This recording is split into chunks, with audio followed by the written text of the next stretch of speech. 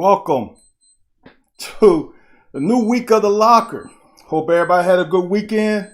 What's up, Ed? How was your weekend, bro? It's a pretty good weekend. Pretty good weekend, man. We finally got a little bit of rain. What? What? Not this weekend, Monday, yesterday. So we What? got a little bit of rain. What happened with that With that ladder, man? What? Oh man, What? Huh? the ladder was bad news. What day was that? Saturday or Sunday? Oh yeah, it wouldn't have been on the show. Must have been. No, it was Friday. Was it? I think it was Friday. Yeah, I think it was Friday. Yeah, man. I was on there trying to power wash the side of my house. Uh-huh. I felt, I was feeling good about myself. I called my neighbor and told him they had a power washer back. Like, all right, man, I'm all Gucci. Shoot, man. Messed around and tried to get to the roof, to the chimney. So I was up there on the top of them, man. The Joker, it's like a 300 psi. And yeah, man, kind of got off balance. I didn't realize. I guess I was reaching too high. Shoot, my body weight, man, with the pressure thing, man, bent. The Joker collapsed sideways, and all I did was find myself getting up off the ground. And that's all. That's all I knew, man. I was pulling myself up. That was a 6-foot ladder, man. Right? Yeah, it was up there. It was up there. Were you on the top of the ladder, or were you at the safety point? You're supposed to be. Supposedly, I wouldn't. I damn sure wouldn't have been on the top of it. Okay. Than that. All right. No, I was. I had my foot. Well, actually, I was up high enough. I had my shins against the top part. Okay. All right. I was about as high as you can get without being out of safety code. Wow. I'm trying to get my video shared, man. Did you fall in the grass, or did you fall on concrete? I did fall on grass. Okay. I did fall on some grass, but hey, dude. Hey, I fell on grass, but we ain't had no rain in. We ain't had no rain in 2 weeks, man. So you can call it grass if you want to. So it's that Indiana turf, right? Huh? It's that old PB football turf. Oh yeah, man, that Dust CFL, man. They can't afford act like they can't afford fertilizer. Right. I don't know why Facebook is being stubborn, man. Man, it's Facebook. You man. Fuck her. They having issues over at Facebook, man. They having issues over at Facebook. See, they in the news, man. They in the news talking about your president, man. Zuckerberg? Whoever. All the social media sites. Yeah. Your president. Yeah, they talk. They reach some kind of something. Man, since you said that, it made me think of Jack Del Rio, bro. I don't know if you keep up with Jack Del Rio. Not really. I like Jack Del Rio. I like him as a player, and I like him as a coach. But this Joker, now they tell athletes to stick to sports. This Joker is retweeting stuff. He shouldn't be retweeting and saying stuff. This has been since Chico hired him as his defensive coordinator for the Redskins. It's been some, as a player, stepping into a film room with him and he's the leader of the defense, would make me look at him side-eyed. Where did he coach at last? Wasn't he? I know it's not the Raiders, but that's the last place I remember him at. So I'm gonna say the Raiders, but I think there was a place in between. Carolina? He might have been with Chico at Carolina. He might have been. Carolina, I'm thinking. It could have been. The last place I remember was with the Raiders, but now let me do some quick research and I'll tell you in a heartbeat. But dude, that dude, man.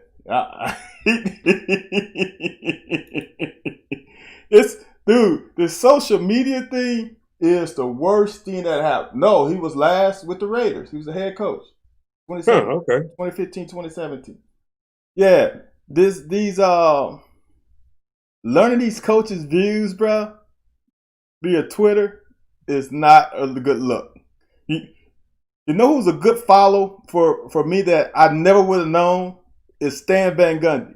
I just started following him maybe 2 weeks ago. I'm like, Stan Van Gundy. That's the little one, ain't it? No, that's the bigger one. Jeff is the smaller one.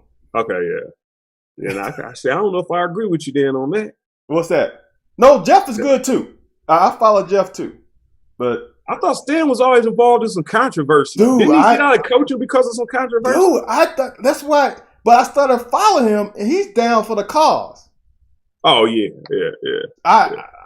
The whole Van Gundy family is, man. I know, but Stan, you see what he did to what his brother did, right? But Stan is with it. He's stating it publicly. Like this is no, there's a lot of people that are for the cause, but they ain't gonna voice it. This joker's out there on Front Street. I'm like, yeah. On these, you mean on these recent issues or some specific? These recent issues. Well, I just started following since the recent issue, maybe 2 weeks ago. Okay. And he's been saying some stuff. I'm like, damn, Stan, I didn't know you was like that. Controversial or just standing up? I mean, you ain't giving me enough. He opposing view? No, he is. There really ain't no opposing side. I guess for the BLM. Saying some stuff like we've been doing this stuff to black people for so long, and it's time for us to change. And but more boisterous than that. I'm trying to be PC with it. I'm trying to. Yeah. Speaking of what's funny? Huh? No, it's all you. It's all you. No, I said, what's funny? Like you hear people. Now we ain't gonna go down this road because apparently that ain't the road to go down. There's a lot of people, man. I think there's a lot of our Caucasian counterparts and whatnot. That feel like people, because I think now everybody's like, look, man, we heard you, we tired of this stuff, man. All right, man. We hear you. Like, you don't have to keep saying it, right? But you can't say when it's enough. But then again, I think there's a lot of people. Like I got friends, we both got friends that I'm talking about loud about it. I mean, loud, like on social media, yelling at people. Yes. And like, man, do you not hear? And kind of like getting upset, like because you're trying to play it off and be passive or cavalier about it. Where I don't think a lot of people feel like that's appropriate or acceptable. And, trying to hold people accountable. But, yeah, like I said, I think a lot of people at this point feel like, man, I'm tired of hearing it. So, to have somebody like you said, Van Gundy out there in the front, like, nah, this ain't enough. Right. What was that on Boys in the Hood? No, it was on Friday when he said, smoking. Go down the store and give me some cigarettes. Right. And he said, that ain't enough. Said, make it enough. No. Talking about accountability, what did you think about Lou Will at the, I call it the adult bodega, going to Magic City, get him an order of chicken wings? He left the bubble? Was he found with COVID? No. I knew they said he left the bubble to go. Family reasons. He had a death in the family. Oh, he had yeah. So now knowing Pojo and Lil Nuck in them, if he had a family issue, and I think a lot of people may handle death a certain way. I know. Yeah. Go ahead. No, that I was agreeing with you. Yeah, I don't know if we're gonna be up in the chicken strip. I don't know about that, man. But I guess it ain't chicken strip now. So what was he in, like a little baby brothel or something? It's Magic. Come on. Or was it like a real or the Magic? Oh, you say it's in Magic City. They did say Magic City. Yeah, he was at Magic City. Now he had social distancing in there. That's what the problem. Now, I will say this. Now, I don't know if you know. Lou Will has 2 girlfriends. He's in that lifestyle, okay? So polygamy. Yeah. He's got 2 girlfriends. He in the concubines and stuff like that. He got 2 girlfriends. Let's just put it to you. Contractual? They know they're in the same household together. They know of each other. Yes. He has a throuple. So he has stated in the past, and I've seen 2 interviews where he said he goes to Magic City just to eat. So I think this was The problem is I don't have a problem going, but you got to go back in the bubble, and you just can't go to those places, man. Yeah, like any other situation, no problem, but you got to go back in the bubble, bro. And my thing is, this is my thing. If they didn't take a picture and it wasn't verification that he was in Magic City, would he have gone back to the bubble and say he went to Magic City? but you got. I mean, they gonna know when you in there. How? Anytime. Oh, man. You never been to a gentleman club? No. I'm just saying. How would they know? No, I'm asking. Have you? No, I'm serious. Have you? Yes. I would assume you may not have. I don't know. Come on, man. Well, just say that on their recruiting trips. That's where we went. Okay. Yeah. Okay. Well, I'm saying that's what I'm saying. Like for your casual, like dog, because honestly, and I know I got some friends who've been in the lifestyle or whatever, but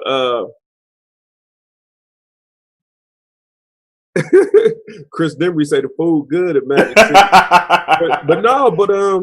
we when we used to go up here, like we just go to hang out, man. Like you said, I kid you not, man. I tell people all the time. I said this on Sunday morning. Spearmint Rhino has some of the best wings in town, man. Dude. And you can get them at 1 or 2 in the morning. Oh, so that you hit it on the nose right there. That's the point that you hit. You can eat at 2:00 in the morning and get you a hot meal. Yeah. Everything closed at midnight or whatever. At least back in the day, everything used to close at 10. So at 1, 2 o'clock, you weren't getting any food. So now you got a spot to get some decent food. No, but the thing I was saying though, even with my little bit of whatever experience, clout or whatever, influence, public influence or whatever, when we go in there, I got some friends, they would say, they tell you, like the people at the door, when they take your ID, they know who you are.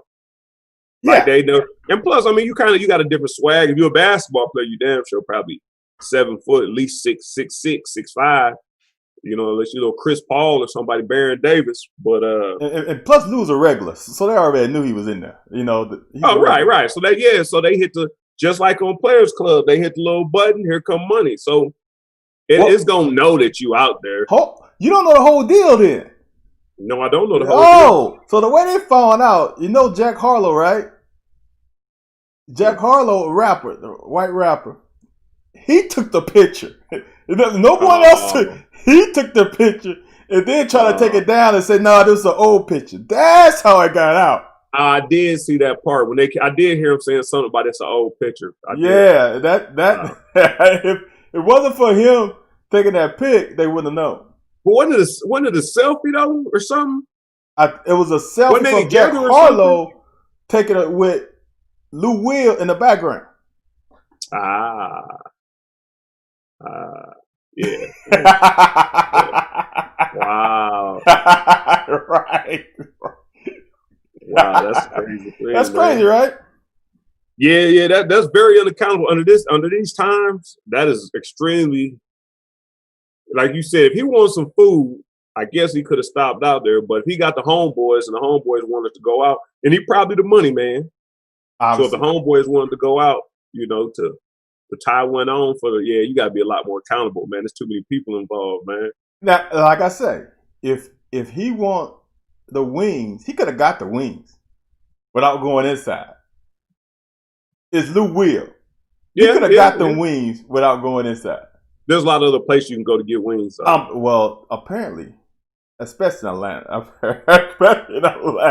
I'm sure. But that's his joint though. That's his comfort zone. And probably going through the stuff he was going through with the death in the family, that was his comfort spot. He needed some comfort food. So you saying that? Dang, but you know what?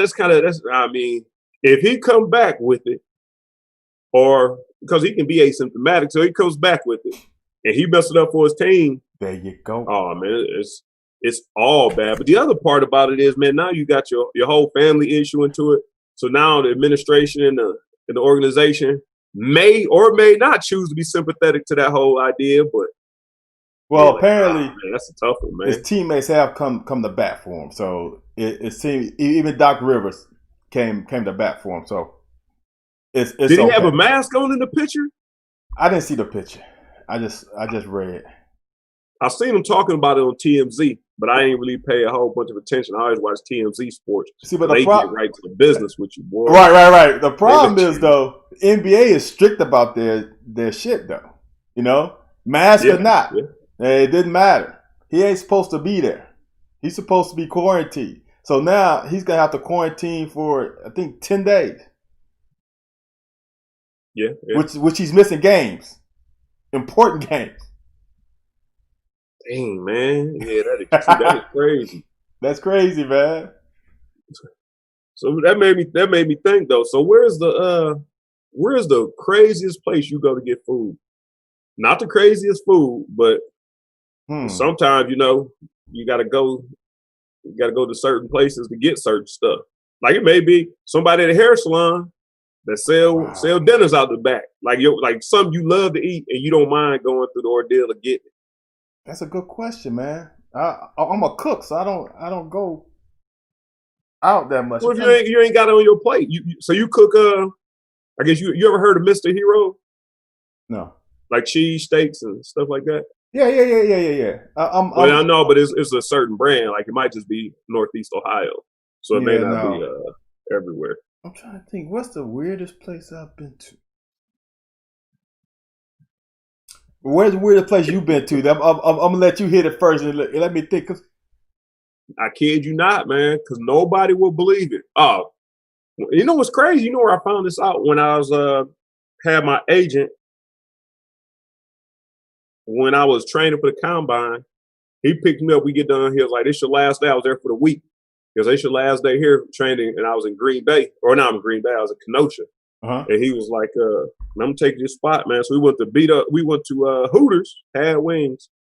Dude, this is the craziest thing. And this is gonna be two parts to this. And we went into the club, and it ain't huge, it ain't no hood club, it ain't bumpers or nothing. Okay.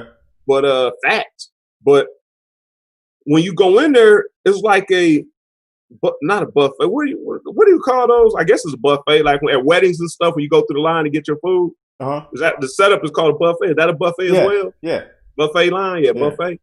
So we walk in there, we walk behind it to get to our seats, which I guess is set off in the side. Apparently my agent bring athletes in there all the time. So I'm like, what is this food? Maybe somebody's birthday or something. And he was like, you hungry? And he went and got him a plate and sat down. I'm like, so you got to think, man, it's in one of those type of joints. Like, ain't nobody serving it or nothing. It's just over there. It's just open. So I think I might have wound up having some wings or something because we was in there like 3 hours. So I wound up having some wings or something. But I said all that to say, once I realized you could eat in one of those bad boys, I kid you not, man. And the only reason I don't say it much, I try to say it in jest so people will know that is a real idea. Is that Spearmint Rhino here in Lexington got some of the best wings. Dude, look, if you have an establishment and you want to keep the fellas in there a long time, what do you need? You need good product, you need TVs, and you need some good wings. If you got those three, dude, we'll stay in there for hours. Come on, dude. If you can get some decent wings and you got a TV, some product, come on. For those people that don't know, product to you is a good product, a service, not product. But like I said, we got people who may not know you, and I'm thinking about it like, let's clear this up. Like whatever it is you selling in there needs to be. But you know what? I'm gonna go to say, I ain't sure the product is always there. If you got to weed through, if it's 12, 15 girls there, and you got to weed through to find one that makes you smile, that product ain't all that, man. You just hit me with something. So, hold on, I forgot about this. So, man, you tripping, man? Pull yourself together, man. Look, hold on. So, if you don't know, so I'm an engineering consultant, so I go to a lot of businesses to produce consumer products. So I go to my client, right? And it's new building, new office is in a kind of a seedy area, and right down the street is a club. So we have this client, dude, and so we're like, where are we gonna take them? Because to go anywhere, it takes a good minute. We're in Chicago, right? So they don't have that much time. They're like, let's grab a quick bite to eat.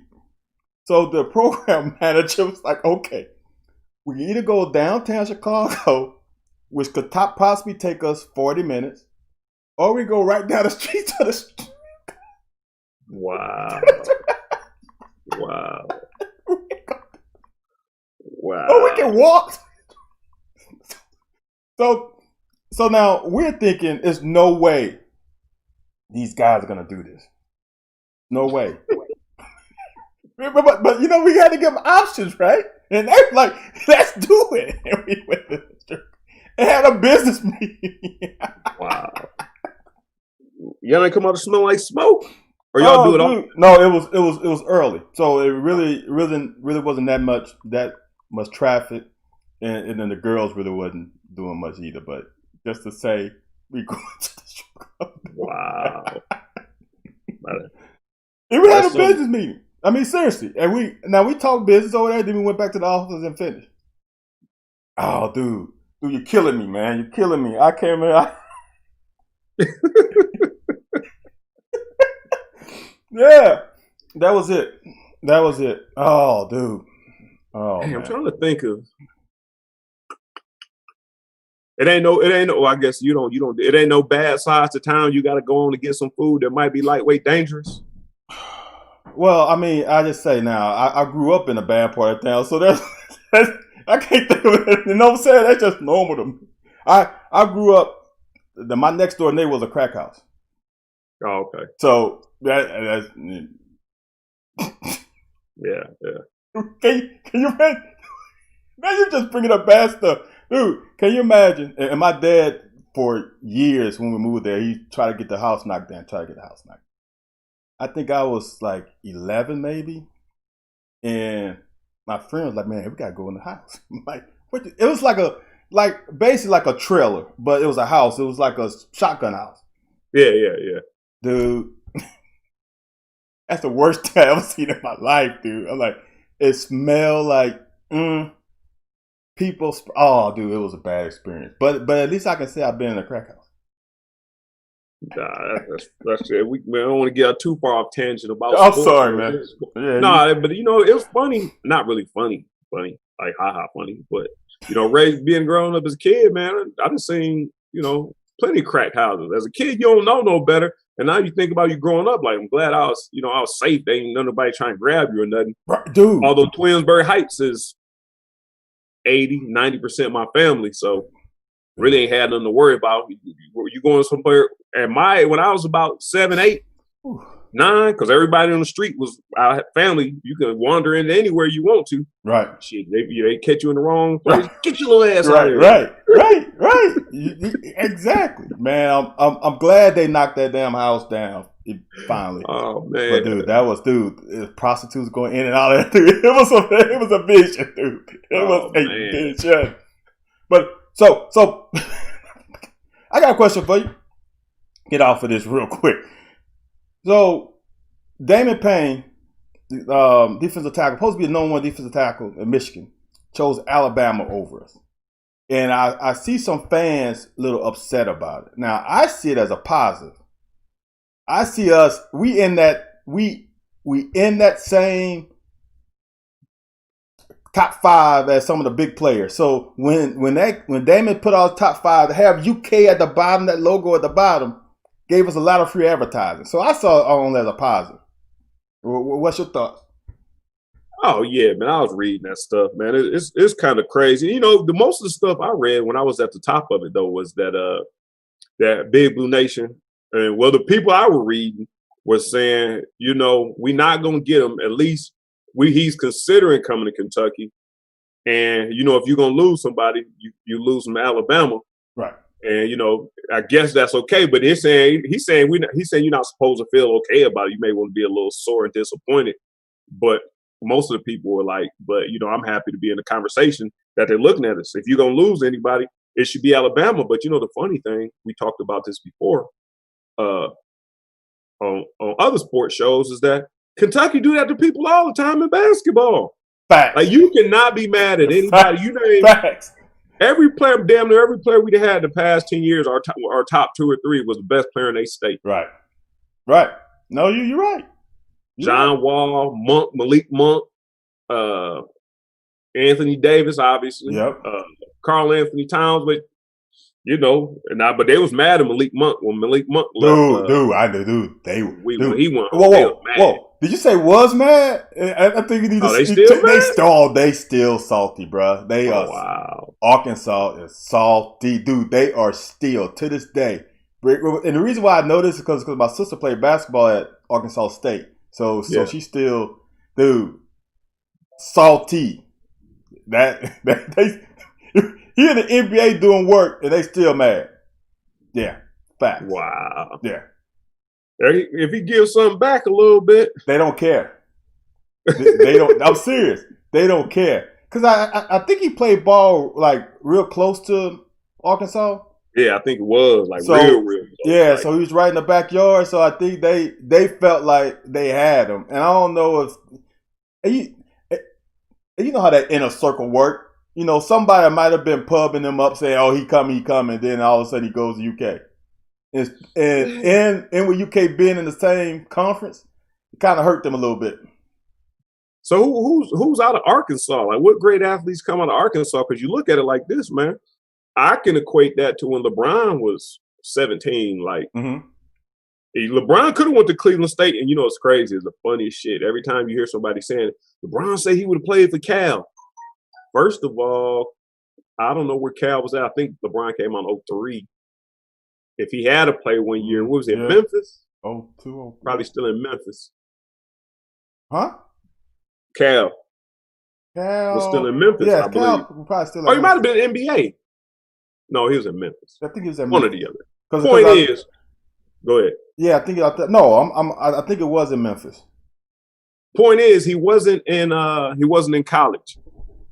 So who was it?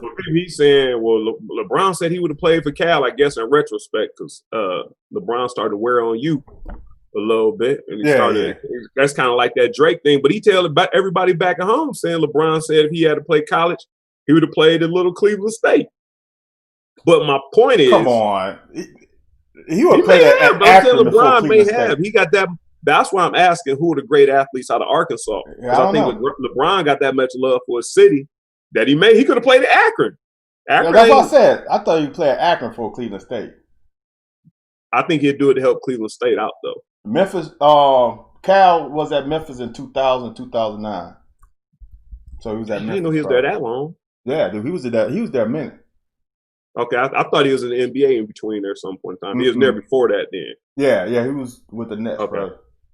LeBron came out, he was drafted in 2003. So, yeah, Cal was still at Memphis. Yeah, so. Yeah, that's crazy. But there's a lot of people I can see doing that will put on for their city. I mean, dude, see, the thing about Arkansas got a national championship as well, though. Right. So. See, I don't think there are that many great basketball players come out of Arkansas. There's some good football players come out of Arkansas. But that program, I think what happened is that program needed some help. And they felt like he was going to be the difference maker. And he... Well, I guess Scotty's a little different situation. Who is it? Keith Williams. He out of Arkansas. Basketball? Football. DB. Okay. Kevin Williams. I don't know why I said Keith. Kevin Williams. Yeah. Fat Lever. Okay. That's one of your boys. Dizzy Dean. Lou Brock. Yeah, okay. These are older cats. You got some modern day. I'm going 10-1 though. I started at the bottom. Oh, okay. Sidney Moncrief. Okay. Brooks Robinson. Okay, we're still going back to old. Okay. Bill Dickey. 1936, man. Scotty, Big Nose Pippen. Yeah. The last two are Sonny Liston. Oh shit. And Don Hudson. Oh, there's more than that. There's more than that. They say the top players. They say the top 10 players, all stars in high school. Didn't Scotty Thurman play? Is he from Arkansas? There? No, I think he's from Tennessee, ain't he? Okay, here are the honorable mentions. No, Scotty Thurman. Ain't none of them. AJ Barnett. Damn. Pat Burrell. Scotty Thurman from Ruston. Oh, dang. Derek Fisher, Priest Holmes, Torrey Hunter, Joe Johnson, Cliff Lee, and Rod Smith. Bruh, I didn't know Scotty Thurman's from Louisiana. Is he? Yes, he's from Ruston. See, you don't know your own home. I did not know that. Dude, basketball was not in my wheelhouse. Not at all. I did not. He went to Ruston High School. Wow. That's crazy. Did not know that. So, put it like this. If you had the magnitude of either Zion Williams or LeBron James coming out of Louisiana, well, I guess it's hard to say you wouldn't have went to LSU, but I'm going to say not LSU. What's the next Monroe? What's the closest school to you besides Tulane? I mean Tulane, ULL, Louisiana Lafayette. Those will probably be the two closest big schools. So if you had the magnitude, like 5 million followers on social media, double-digit million followers, like you had that big of an impact. Yep. You would go to back in your day. You'd have went to Miami or Florida State or Florida, dude. If you had a chance to go to any school in the country, or you wouldn't stay home. You wouldn't stay home. Yeah. For your school, or would it be a decision, or would you? Or this is what I'm trying to get you. Would that be on your plate? Like I may stay home. That way you gonna get recruits. I don't know. It's different time. Look, I'm gonna say this. Once you brought that up, I thought about this a while back. You know what's crazy? My dad was a walk-on at Southern University. Yeah. I went to every Southern University football game until I went to high school. Until my 9th grade year. Everyone rolled in home. Every game. Didn't miss a game. All right? Southern didn't recruit me at all. If Southern would have shown me some love, I might have considered going there.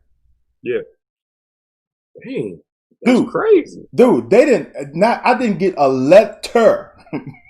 I'm one of the best players in Baton Rouge. I didn't get a letter. I know what, because I've heard, I know a guy who coached with Pete Richardson, who was the coach at that time. He didn't feel like he could get any of us. Dude, I practiced track at their facility.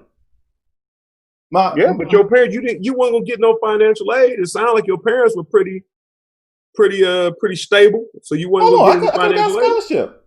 Huh? I could have got a scholarship. They don't got fools there. Were they back then? Yeah, I could have got a scholarship. Oh, see, I didn't know that. Yeah, but they. That's terrible. I'm right. If you at least show me some love, dude. Now I thought about this later on in life. Like, I was pretty good, right? And none of the local teams really recruited me. None of them. LSU came on late. Like, Tulane didn't really come hard. Lafayette didn't come at me at all. It's like I was like, what? Did they think I was that good? And I didn't think I was that good? Because it wasn't like I was a national recruit. It wasn't like everybody was after me. Right. Why didn't Nicholls State didn't come after me? Like, I'm just thinking like the schools. I went to a small high school, so I'm surprised more schools locally didn't come after me hard. I think that's a common thing, though. I think that's a common thing. You already know my Ohio State situation. Right. Even Akron and Kent didn't. Now, if I'd have told Akron and Kent I wanted to go there, I believe they may have. Or had no. Only MAC school that really came after was Toledo, and that's because my best friend went there. So what? How did they know anything back in those days? Because there wasn't no Twitter where I can go out like, ooh, I got these guys on. This is my top 12. It wasn't that back then.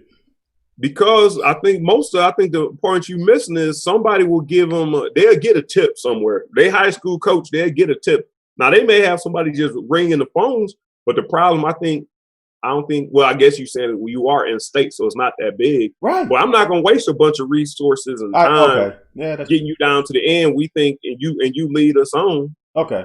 All right. You know what I'm saying? Because you're right. Akron and Kent both was 20, 15 minutes away from Twinsburg. They probably seen all my games. But that's true. Like I said, you talking about me coming to see Anthony White versus going to see a kid, that's battling over going to Mount Union or John Carroll or a smaller school. They may have a chance. I don't know. I'm with you though, but I think now there's more payroll, so I think there's more resources. Right. You can knock on every door. You can do that, but I just think they don't want to spend the resources to get told no. Dude, all I had to do was send a letter though. Yeah, I didn't get a letter from Southern. Yeah. I got a couple letters from us, but I was like, wow, and I never let anything out the hat that I was thinking about going to Southern Miss or anything. That was no one knew besides me and my family, and I know my family wasn't saying anything. So that's kind of crazy. Huh? That is odd for them not to just drop you a letter, right? Oh, wait a minute. So when did you start really getting recruited? That's the question. I started getting letters, I think, during my junior year at the end of basketball. Like letters. That's why. That's what I was trying to get to. Because my first letter was from John Carroll, my sophomore year. At the end of my sophomore year. Okay. And I thought that was the biggest thing, man. Like, shoot, man, I got a letter. So I still got that letter. I kept that letter hung on my wall through the whole recruiting process. Huh. So when I added other schools to it, I kept that one up there. Okay. So it was always in the back of my mind. Then the next school that came to visit me was Villanova. Hmm.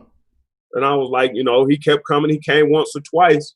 And that was before my junior year started. That was before our junior year. Then I had a newspaper article talking about I wanted to rush for 2,000 yards, and it caught a lot of circulation. Oh, everybody was pissed. Okay, my coaches was pissed at me, but they asked me a question. I said, I don't have any personal goals. They said, but if you could pick one, and I was like, nothing really. I said, I would like to rush for 2,000. That's all I said, real casual. And then after that, man, then so once the football season started, just letters started flowing in. Then, but I never heard back. I heard from Coach Ferrante from Villanova one more time. Okay. And he said, I know, thanks for giving me the time or whatever. And I thought that was pretty nice of him. But after that, I never heard no more from those guys. But that's what I'm saying. I think they reached out in the beginning, just in case, let's slide in the door first. See, that's crazy, dude. I was getting letters to play quarterback at Valpo. Valpo recruited me hard. Yeah. To play quarterback. They are a small school in Indiana. So why could it doesn't make you know what I'm saying? How did y'all find me? You know what I'm saying? Right. I was getting letters to play quarterback at what's that school? Sanford? Is it Sanford? I think Sanford's in North Carolina or something. What's that? Birmingham? Sanford SAM? I think SAM. That's what Coach I can't remember. Coach Hatcher out there. Chris Hatcher out there now. The Bulldogs? Yep. Bulldogs. Yep. In Birmingham. Okay.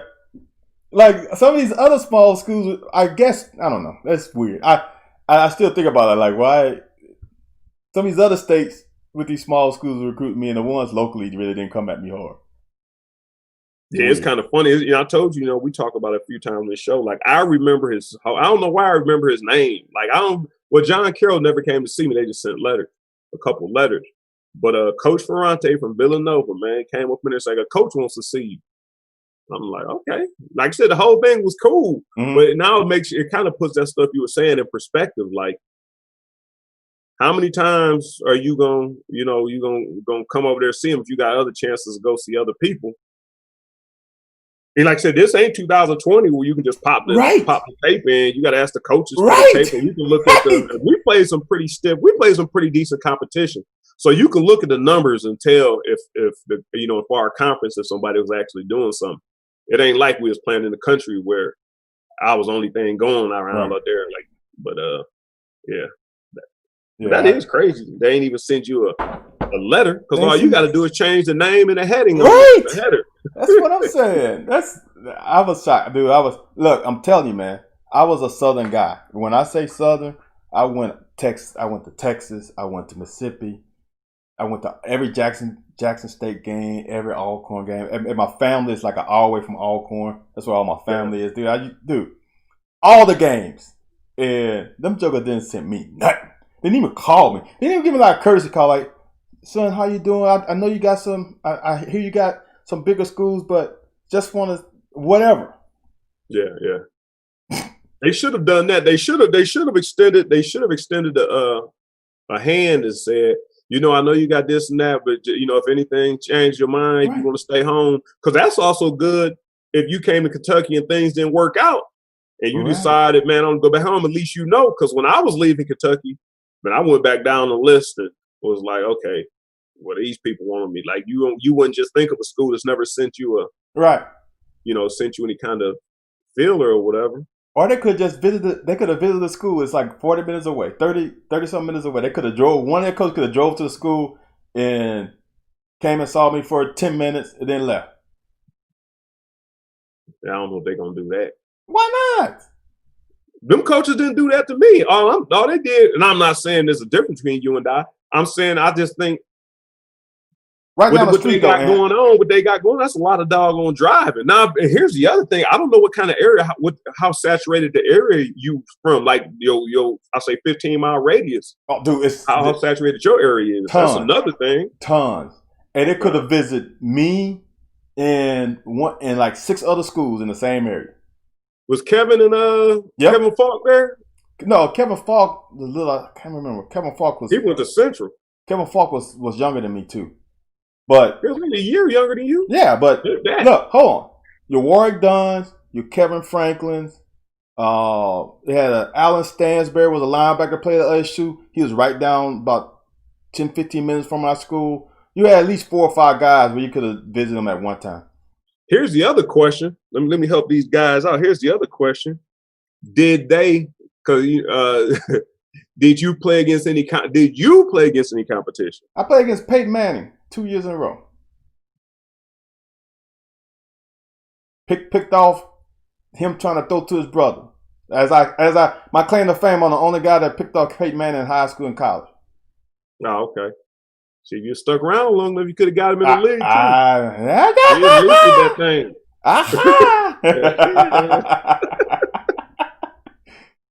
Oh, man. Yeah. Sheesh, man. I always tell people, my claim to fame was, and my cousins always get involved on the nitpick. I said every quarterback I played with played in the NFL. Okay. But my sophomore year quarterback didn't. My junior year quarterback was my best friend. He didn't play quarterback in the NFL. I played with Tim Hasselbeck in Europe. Okay.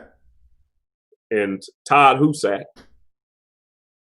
In an all-star game, I played with Tom Brady. No. Huh? Did you? You never knew that? No. Come on, man. You ain't never heard us tell you about the Tom. Yeah, I done told this time. I'm going to tell the Tom Brady story where Sherrod Giddings and he was giving Tom Brady the business, saying that he thought he was the kicker. And he was like, dude, knock it off, okay? And he turned around over the seats, man, and you know how them Southern dudes keep tapping you on the leg, cracking jokes, right, like, trying to get you involved. Right. And, yeah, man, Tom Brady didn't throw him the ball one time. He asked him, he said, you're not the quarterback. He said, the only quarterbacks I remember is Brian Greasy and Henson. Damn. And then he was like, he started ignoring them. But yeah, man, you must not have seen the first couple episodes of The Locker. Damn. And then I never had a problem with Tom because all he had to do was hand me the ball. Uh-huh. But every time I never had a problem with it, but he went to the Super Bowl, I think his first year. And I don't know where Sherrod found my number at. He texted me and was like, man, they ain't gonna say, dang, man, he showed us, didn't he? He didn't want to know us. I didn't have a problem with the guy. Okay. Damn, I didn't know that. Yeah, and obviously Tim Couch. Yeah. I don't count my freshman year here. And Dusty didn't make it to the league, but I guess if you want to look at it that way. Yeah, I made quarterbacks in the NFL players. I'm trying to think of who I intercepted. How many interceptions you have? Had 6. 8. Every Zaire got pick 6 on him. You only got 1 pick 6 in your career? 1 pick 6. I mean, in college? Yep, 1 pick 6. I was. Look, hold on. Damn ball, man. Hold on, dude. This is the funny part. Of my 8 interceptions, I only returned 2. All the rest of them, I was either diving or falling. Hold on. So the Eric Zaire one had to be about 60 yards. Then I picked one off against Bono. It's not Bono. What's the guy's name for Georgia? Bobo. I picked off Bobo and returned about 20 yards. All the rest of them were zeros. Every single one. The 6 other ones were zeros. It's funny when I look at your highlight, you do be hitting the ground. Like you always go down to your knees to make sure you got that, boy. A couple times you was diving, but I think a couple times you went down to your knees first. I can count. I can tell you every one, and none of them were like in the wheelhouse. Yeah. I only caught the 2 was in the Eric Zaire one was in the wheelhouse, and then the Bobo one was a corner right above my head. All the rest of them jumping over people, diving. I had one against Moles, diving. The one at LSU, my first one, I was beat. I tried to play the film study route. Yeah. They ran an over route with the tight end, and they was always throwing it to him. It was in 3 deep. I'm like, they ain't gonna throw this route on me. So I stopped, and then you can see Melvin Hill, like he was gonna throw it. He saw me, then he went deep, and I was like, "Oh shit!" So you got back under? Dude, I had to. Yeah. That Coach Glazer was like, "Son, I'm glad you made that play because Coach Smith was cursing in my ear like you wouldn't." So yeah, all of them, man, I was diving. Yeah. It's funny how you remember stuff, man. I remember all of those INTs, every single one. I can tell you exactly what happened. I remember anything bad that happened to me, or anything. I can't really say good. Like I remember most of the plays against Alabama. I don't remember nothing. I remember something about the last Tennessee game we played, but I played Tennessee the last time. But I don't remember a lot of like most of my scores, man. I guess if I think back hard enough, I think some of it's coming back to me, but I don't. Well, you probably had over 10 scores though. Yeah, but I'm saying I don't. Yeah, I only had 8 picks. It's not like I had 20. If I had 20, then they'll probably be like, "Oh shit, I can't remember all of them." But 8 is not that hard to remember. Yeah. I mean, but you remember who it was on and everything. Oh yeah, I remember. I mean, I can tell you the formation. I can tell you what hash it was on. Right. I can tell you what led up to it. Like that Louisville one. We talked. That Louisville one was crazy. They were throwing that Redmond. Yeah, no, it was Redmond was the freshman, redshirt freshman. Can't think of his name. Ah, jeez, it'll come. There wasn't a Brom there, was it? No, Brom was gone. So can't think of his name. It doesn't matter. So they were trying to throw these hitch routes, and we knew it. Coach Smith liked to play 3 deep on first down, so they'd throw the hitch route. So I got 2 or 3 hitch routes thrown on me. I'm like, not now one is going to be thrown again. So I told Lamont Smith, I said, Lamont, I'm going for this hitch route. On the sideline, when we stopped him 3 and out, I said, Lamont, the next first down, I'm going for this hitch route. So what I'm going to need you to do, I'm going to need you to buzz to the hitch. In case I miss it, I need you to cover my ass. He's like, go for it. If you see the film, you will see him running over. You will wonder why he was so happy because he's like, I'm glad I didn't have to. I'm glad you made it because I would have been there at time because he forgot about it. So, oh man. Yeah. So that hitch route, I dove over the guy and picked it off. And if you see the film, man, in a month, I'm running over that fast as he can. Like, damn, I'm glad you made that. Man, that's crazy, man. That's crazy. You know, it's funny, man. I was thinking, and I guess, see, that's why you always talk. And it's funny, you always talk, but you don't want aggressive safeties playing because you always want to make sure you got the freedom to do shit like that. But we was playing Mississippi State on Thursday night, my senior year. And that's when they was 6-0, 7-0 at this point. But they rocking and rolling. I think we were like, and this was Dusty Bonner's year. This was the year after Tim and Craig and all them had left, man. And we were like 4-2 or something. I think they was 6-0 and we was 4-2. And man, we up by 2. We might be up by 2 with like a minute or something left. I run out of bounds or whatever. We have to punt the ball to them. So everybody mad because I ran out of bounds because we left them with like a minute and 30 something. I guess we left with a minute. But dude, they come out hitch. Dude, to get a field goal range. I think they hitch and slant. And I'm thinking to myself, like, I understand you don't want to get beat, but I would rather you try to jump that hitch and deflect it up so somebody can catch it, or try to jump that hitch and just tell your safety, hey, to stay back. Take a gamble on one side or the other, but he kept throwing it to the right side of the field.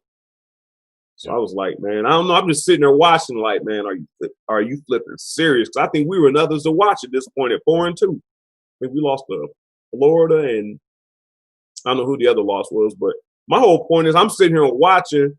Y'all just let our dreams go down. That's why when I heard people like y'all start talking about, man, I understand you want to do it because you want to do it, but if you don't do that, if you giving these dudes 10 yards a pop with a minute and 30 seconds left, they catching it, just stepping out of bounds. They not using timeouts or nothing.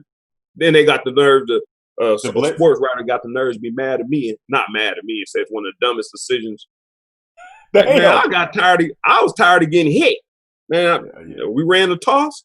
I tried to turn it up. I went out of bounds. Bye-bye. Why? Whoa. They need to be on Mummy about that. Why they run a sweep? You run a toss because it takes longer. You know what I mean, you spend more time. Run up the middle, you're gonna get tackled immediately, off tackle. The toss just spends more time if you run to the sideline and fall down. Were y'all not running stretch plays? Zone plays? You don't stretch play. I hated stretch plays. No. But were y'all not running zone stretch plays? Yeah, we have ran zone stretch. So why not the toss? You leading your running back to the sideline. You pushing him to the sideline.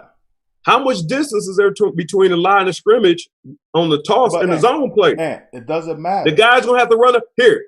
If we run stretch play zone, and the DN comes up, contain, or the backer comes up, or the backer come in the middle, I'm getting stopped after like 3 steps. Who cares? The toss, I'm still going. We looking at the clock. We're not looking at yardage. No. As far as I'm concerned, I could have just sat in the backfield, played tag, and just fell down. Or y'all could have run the stretch play and you did the same. It doesn't matter. The clock is running. When you talk, all right, now I'm gonna say this: unless they toss it to you to the field and your ass ran all the way out of bounds to the field. If we were in the middle, I think we were in the middle. It wasn't a huge long. No, I don't think I would have made it. I don't think I would have made it to the sideline on the hash, man, not the SEC. No, I wasn't.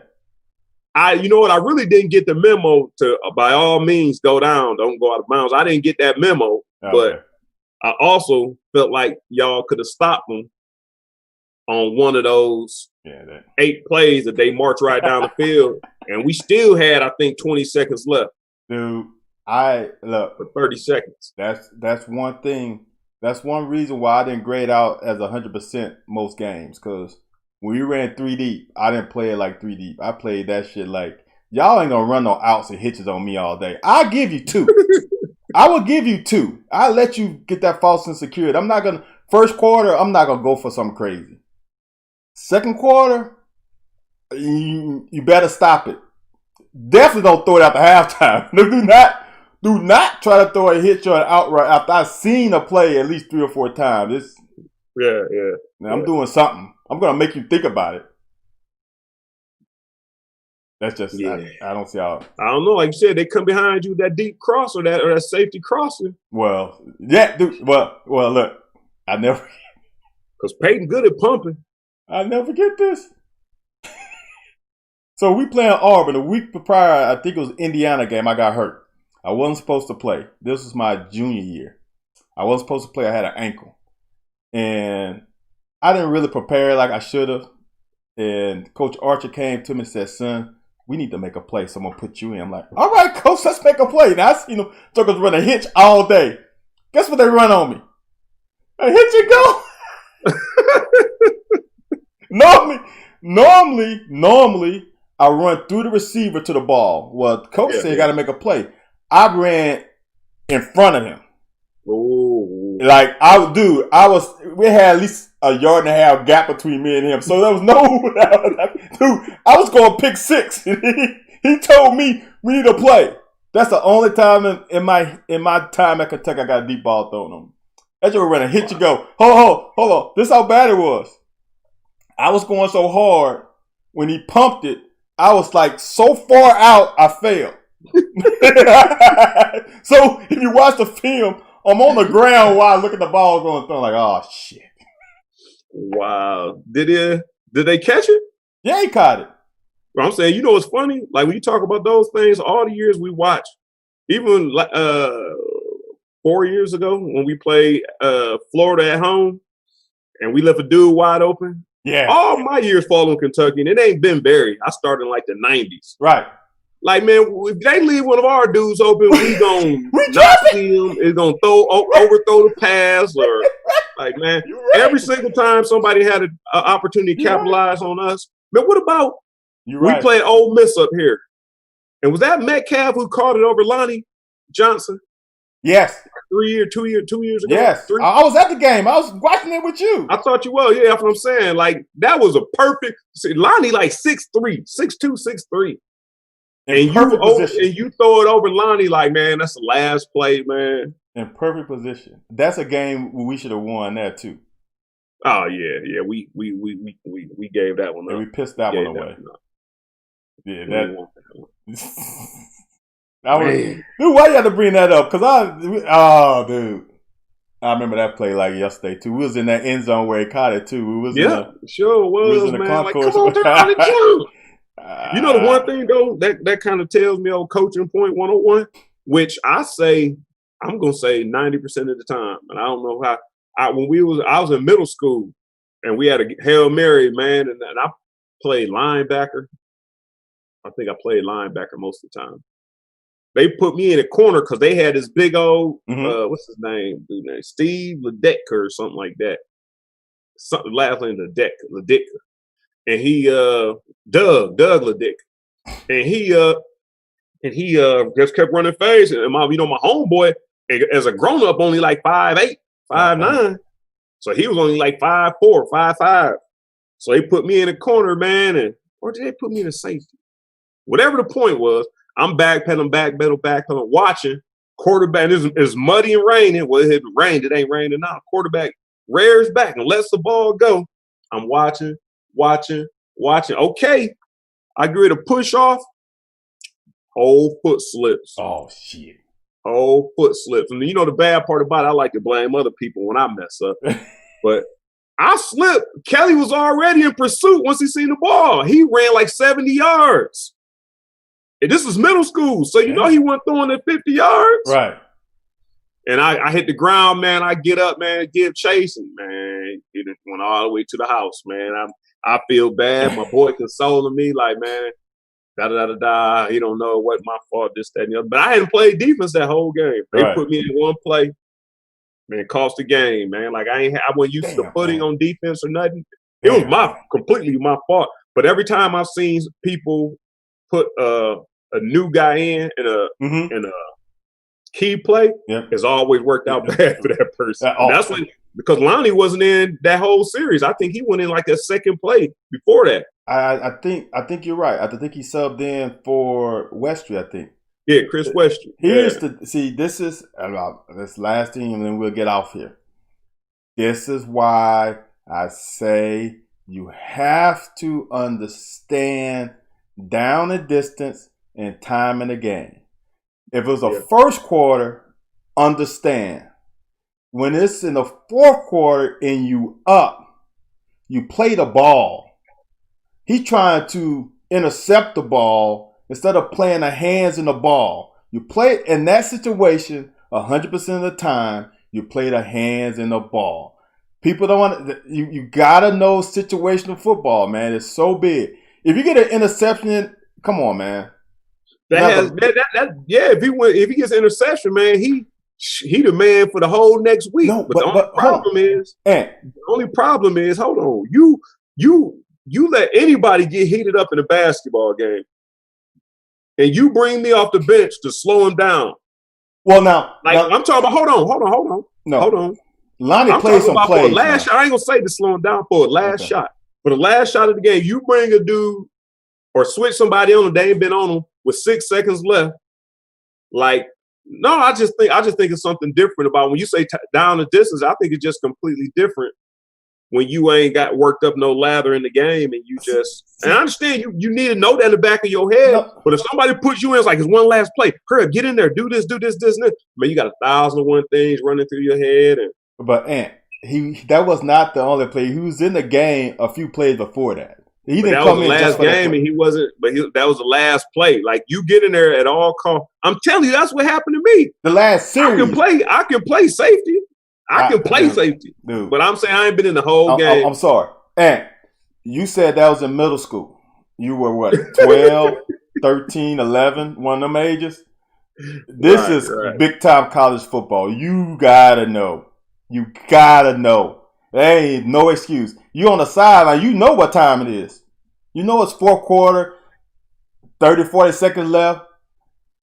Do what you gotta do. And if you come off the bench, you're gonna play it safe. Because you ain't gonna out jump. And you gotta know who you playing against.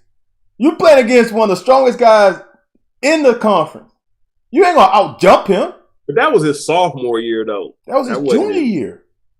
Metcalf? No. Okay, I thought you were saying Lonnie. No, Metcalf was younger. That was Lonnie's junior. That was Metcalf's junior year. Oh, okay. But that's what I'm saying. I didn't know Metcalf was housing like that. Dude, his junior year. Hold on. You didn't. Okay.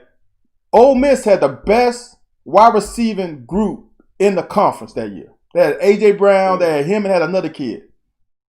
They had the best receiver group in the conference, and everybody knew that. It wasn't even a question. Okay.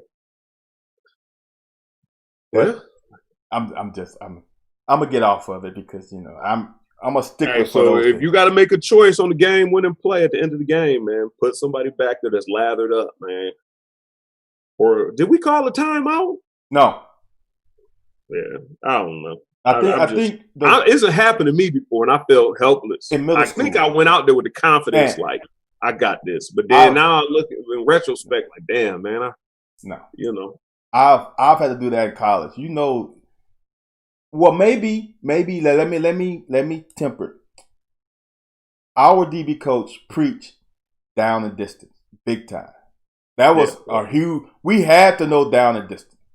Now, my thing is, I learned in high school playing quarterback. You got to know the situation too.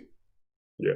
If I'm a quarterback and it's 3rd and 20, and it's the first quarter, I mean, we can try to get the first down, but don't throw a damn interception.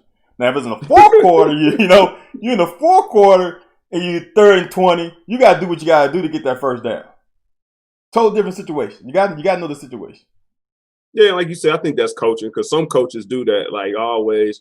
And they always ask you, like they do that all throughout practice. Right. Like, they make it a point for you to know what's down the distance. What's down the distance. So that way, like you said, you play different techniques. That makes sense.